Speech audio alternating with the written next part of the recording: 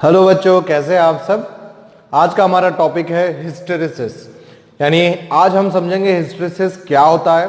देखिए, हिस्टेरेसिस जो है ये मैग्नेटिज्म के अंदर बहुत ही इंपॉर्टेंट प्रॉपर्टी है जो कि हमें हेल्प करता है for the selectivity of the material, यानी कि मटेरियल किस तरह का मटेरियल हमें चाहिए उसकी सिलेक्टिविटी में, राइट, उसको चूज करने में हमें ये प्रॉपर्टी जो है हिस्टेरेसिस बहुत ज्यादा हेल्प करता है, राइट। देखिए, हिस्टेरेसिस का दूसरा मीनिंग जो होता है वो होता है डिले, राइट। क्या होता है? डिले, यानी डिले किसमें? तो देखिए, यहां पर हम बात कर रहे हैं दो चीज की।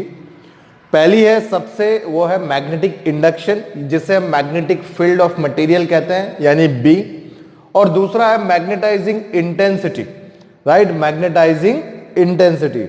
तो ये जो मैग्नेटाइजिंग इंटेंसिटी H और मैग्नेटिक इंडक्शन B, इन दोनों के बीच में जो डिले है उसे कहते हैं हिस्टेरेसिस, राइट। क्या कहेंगे उसे?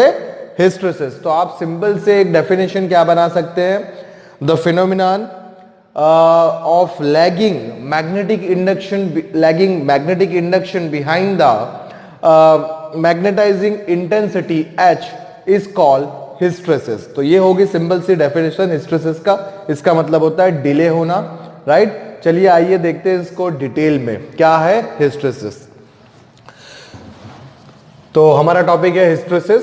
देख सकते हैं हम यहां पर ग्राफ बनाए हैं, right. This is the graph between, this is magnetising intensity, right, this is magnetising intensity versus magnetic induction B. दो के बीच में ग्राफ है, magnetising intensity H and this is magnetic field. तो इन दोनों के बीच में ये ग्राफ है। क्लियर? चलिए इस ग्राफ को हम समझेंगे। When a ferromagnetic sample is placed in magnetizing field, the sample get magnetized by induction.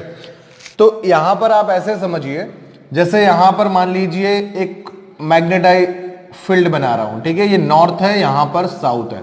तो यहां पर मैग्नेटिक फील्ड लाइन जो है वो नॉर्थ टू साउथ की ओर है। क्लियर? और इधर में इनके बीच में मैंने एक फेरोमैग्नेटिक मटेरियल रख दिया है, ठीक है। अब ये फेरोमैग्नेटिक मटेरियल जो एक्सटर्नल मैग्नेटाइजिंग फील्ड है उसकी वजह से अपने अंदर सारे डाइपोल्स को एक डायरेक्शन में अलाइन करने की कोशिश करेगा। क्लियर? देखिए कुछ इस तरह से, मतलब इस फेरोमैग्नेटिक सब्सटेंस में क्या होगा? तो मैग्नेटिक इंडक्शन होगा, यानी अंदर मैग्नेटिक फील्ड प्रोड्यूस होगी एडिशनल, राइट। तो देखिए यही बात यहां पर लिखी है, when a ferromagnetic sample is placed in magnetising field the sample get magnetised by magnetic induction, यानी बाहर की मैग्नेटाइजिंग फील्ड की वजह से this ferromagnetic sample is going to magnetise, which means this sample also contains magnetic property, magnetic force. Clear? चलिए ये बात हमें यहां पर पता चल रही है। As the magnetising field intensity H varies, the magnetic induction B does not vary linearly with H. That is, the permeability mu E equal to B by H is not constant but varies with H. यानी यहां पर सीधी बात हमको क्या कही है, जैसे ही हम यहां पर मैग्नेटिक इंटेंसिटी की वैल्यू बढ़ाएंगे क्या होगा? मैग्नेटिक इंडक्शन की वैल्यू भी बढ़ेगी, लेकिन वो लीनियरली नहीं बढ़ेगी, मतलब परमेबिलिटी कांस्टेंट नहीं रहेगा। यहां पर म्यू की जो वैल्यू है, यानी mu equal to B by H, ये वैल्यू कांस्टेंट नहीं रहने वाली। इस वजह से यहां पर स्ट्रेट लाइन नहीं बन रहा है। क्या नहीं बन रहा है? Straight line. यहां पर हमें कर्व जैसा दिख रहा है। इसका मतलब ये कर्व इंक्रीजिंग ऑर्डर में, मतलब मैग्नेटिक इंटेंसिटी बढ़ाने से मैग्नेटिक इंडक्शन की वैल्यू बढ़ रही है, लेकिन वो लीनियर नहीं है, राइट। ये बात हमें दूसरे पॉइंट से पता चल रही है। देखिए तीसरा पॉइंट क्या है? As the magnetising field intensity H increases, the magnetic induction B first gradually increases and then attain constant value.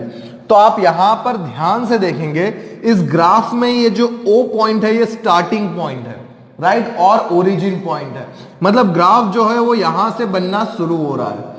अब जैसे ही हम H की वैल्यू बढ़ाते हैं, मतलब मैग्नेटिक इंटेंसिटी बढ़ाते हैं, क्या हो रहा है? B की वैल्यू भी बढ़ रही है साथ में करस्पॉन्डिंगली, और हमें कर्व जो है वो इस तरह से मिल रहा है। किसी एक पर्टिकुलर वैल्यू पर यानी कि अगर हम यहां पर देख रहे हैं कि किसी एक पर्टिकुलर मैग्नेटिक इंटेंसिटी पर क्या हो रहा है, मैग्नेटिक फील्ड जो है वो अपने सबसे मैक्सिमम पॉइंट पर पहुंच जाता है, मैग्नेटिक इंडक्शन, मतलब इस पॉइंट से ज्यादा अब उस मटेरियल में मैग्नेटाइजेशन नहीं हो सकता। जैसे कि यहां पर देख रहे हैं हम, कितना भी मैग्नेटिज यहां पे जो डाइपोल जब अलाइन करेंगे right by the magnetising field, तो वो जो डाइपोल का अलाइनमेंट है वो किसी एक जगह पर आकर रुक जाएगा। इसका मतलब मानो कि यहां पर 90% ऑफ डाइपोल जो है वो in the direction of magnetising field हो गए, लेकिन 10% नहीं हुए। इसका मतलब अब हम इसे कितनी देर भी रखे रहेंगे, वो 10% डाइपोल जो है वो अलाइन नहीं होने वाले। क्लियर?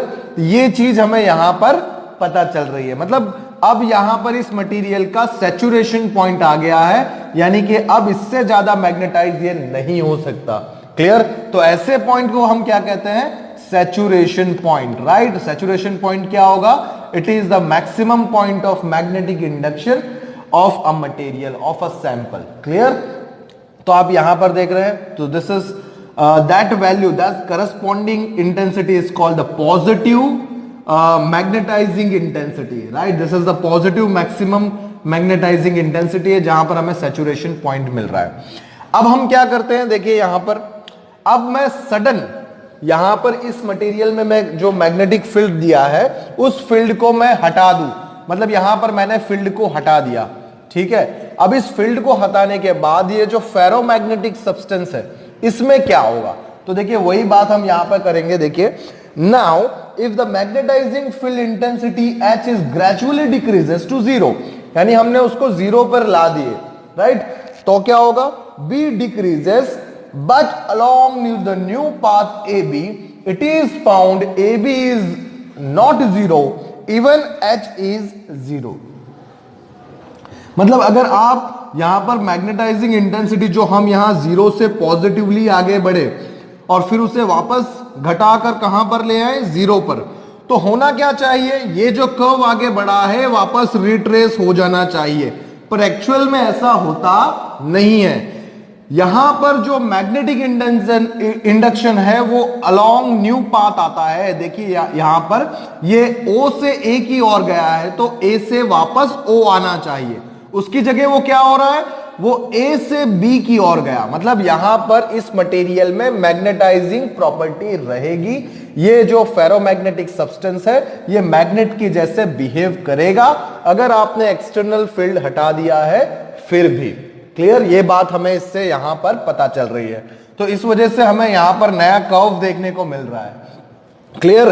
अब देखिए यहां पर दूसरी बात क्या कह रहे हैं, it is found that B is not 0 even H is 0। मतलब यहां पर आप देखेंगे जब मैं H की वैल्यू को वापस घटा दे रहा हूं तब भी यहां पर H 0 हो गया है, लेकिन फिर भी मुझे यहां पर मैग्नेटिक इंडक्शन पर B पॉइंट मिल रहा है। मतलब मैग्नेटिक इंडक्शन इसका 0 नहीं होगा, इस मटेरियल में मैग्नेटिक प्रॉपर्टी रह जाती है। तो देखिए इसे क्या कहेंगे, the magnetic induction OB left behind in the sample after the magnetising field has been removed is called residual magnetism or retentivity or remanence।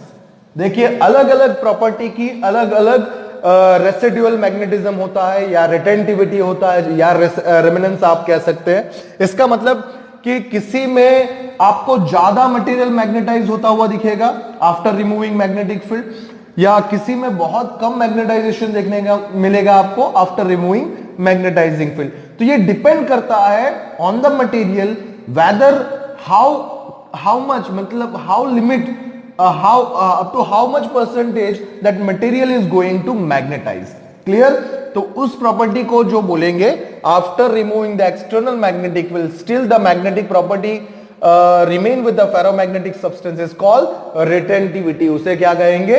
Retentivity कहेंगे। देखिए अब क्या कह रहे हैं हम लोग, to reduce the magnetism, to reduce the magnetism to 0 the field H is gradually increased in the reverse direction, so the B decreases and becomes 0 at the value of H equal to OC। अब देखिए यहां पर जो है, यहां पर H equal to 0 है इस पॉइंट पर, राइट? यहां पर H equal to 0 है, पर यहां पर मैग्नेटिक इंडक्शन जो है वो 0 नहीं है। क्लियर। अब इस मैग्नेटिक इंडक्शन को मुझे जीरो करना है, तो मैं क्या करूंगा, मैं मैग्नेटिक इंडक्शन को देखिए अपोजिट डायरेक्शन में या नेगेटिव डायरेक्शन में हम इसे बढ़ाएंगे।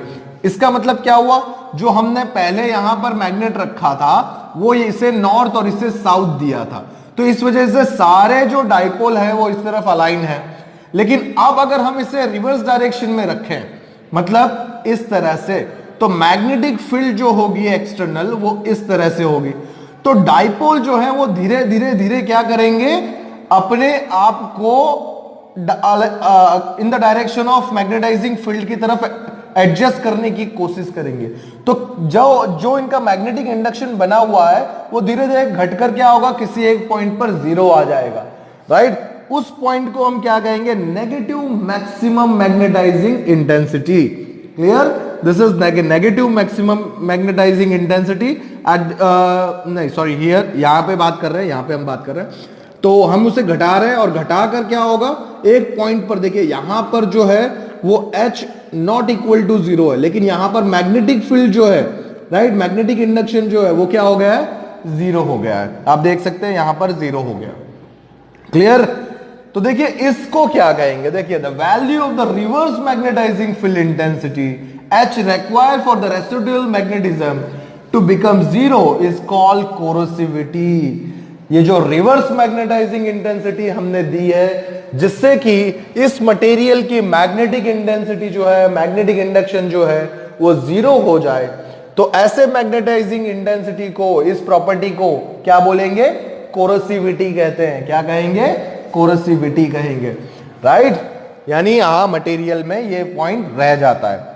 और देखिए, और अगर इसे ज्यादा घटाएंगे तो क्या हो रहा, अगेन यहां पर देखिए मैग्नेटाइजिंग फील्ड बनने लगता है, मैग्नेटाइजिंग इंडक्शन हो जाएगा। इसका मतलब जो होगा क्या होगा, एक पॉइंट पर जो मैग्नेटिक फील्ड जीरो हो गए हैं वो कंटिन्यूअस थोड़ी देर और रखने पर क्या होगा, इसकी इंटेंसिटी बढ़ाने पर ये सारे डाइपोल एक डायरेक्शन पे आ जाएंगे, मतलब इस मटेरियल के पास फिर से मैग्नेटिक इंडक्शन हो गया, राइट। तो ऐसा हमें रिवर्स डायरेक्शन पे करने पे हुआ तो उसे हम बोलेंगे नेगेटिव मैक्सिमम इंटेंसिटी, और यहां पर मैग्नेटिक इंडक्शन हमें मिल रहा है, ठीक है। फिर हम वापस क्या करते हैं, इस मैग्नेटिक इंडक्शन को फिर से घटाने लगते हैं, राइट। और घटाने पर क्या हो रहा है, देख रहे हैं ये अगेन रिट्रेस ना होकर न्यू पाथ से जा रहा है, देखिए अलग पाथ बना रहा है। जैसे आपने यहां पे देखा A से B पर गया, B से C पर गया और C से D पर आया, तो ये D से अब नए पाथ पर जा रहा है, कहां से, D से E और E से F, समझ में आ रहा है। और इस तरह से हमें ये पूरा क्लोज पाथ यहां पर देखने को मिल रहा है। तो यहां पर ये जो क्लोज कर्व हमें देखने को मिला है इसे ही कहते हैं हिस्टेरेसिस लूप।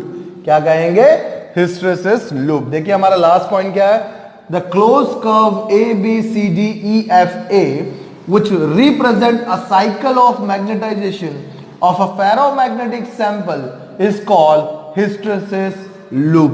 तो इस लूप को हम कहेंगे हिस्टेरेसिस लूप। आप यहां पर देख सकते हैं OB जो है वो रिप्रेजेंट करता है रिटेंटिविटी को और OC जो है वो रिप्रेजेंट करता है कोरेसिविटी को। क्लियर, चलिए ये बात यहां पर पता चली। अगेन हम फिर से डेफिनेशन हिस्टेरेसिस की जो है उसे रिवाइज करेंगे। यहां पर आपने एक बात यहां पर देखी है, पहला जो चेंज है वो हम करते हैं मैग्नेटाइजिंग इंटेंसिटी से, और बाद में जो चेंज देखने को मिलता है वो मैग्नेटिक इंडक्शन में देखने को मिलता है। तो ये चीज क्या हुई, यहां पर सिंबल से क्या बोलेंगे, the phenomenon of lagging magnetic induction. देखिए the phenomenon of lagging magnetic induction behind the magnetic field intensity, right, behind the magnetic field intensity is called hysteresis, right. तो ये जो डिले है, डिले, राइट, देरी है, उसे ही कहेंगे हिस्टेरेसिस। यानी हिस्टेरेसिस का मतलब होता है डिले, राइट। तो डिले बिटवीन व्हाट, तो delay between magnetic induction and magnetic field intensity. Clear, तो ये है हमारे लिए हिस्टेरेसिस। अब देखिए हिस्टेरेसिस जो है, मैंने आपको पहले बताया कि हिस्टेरेसिस जो प्रॉपर्टी है मटेरियल की, ये बहुत ही इंपॉर्टेंट है। कहां पर इंपॉर्टेंट है, it is important for the selectivity purpose, for the selectivity of material. जैसे हम ट्रांसफार्मर कोर या मैग्नेटिक इलेक्ट्रोमैग्नेटिक इंडक्शन के लिए जो मटेरियल हमें लेना है राइट, उस मटेरियल की सिलेक्टिविटी में हमें हिस्टेरेसिस की प्रॉपर्टी बहुत ज्यादा काम लगती है, राइट, बहुत ज्यादा यूजफुल है। क्लियर? तो ये हुआ हमारे लिए हिस्टेरेसिस। चलिए, थैंक यू।